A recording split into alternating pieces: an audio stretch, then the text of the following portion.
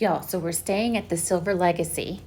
And I have to tell you, it's like we're in Vegas. Look, we have our own personal dome outside our window. But it's not doing the show thing like in Vegas. You know, Reno is mini Vegas. We're on the 18th floor at the Silver Legacy. But I'm kind of sad that this ball here is not putting on a show. Aren't you, babe? Mm-hmm. It needs to be putting on a show. So there's Circus, right?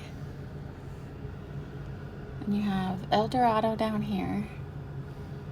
You have GSR way over there. You have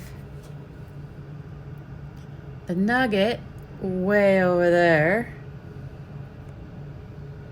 But then you have this dome.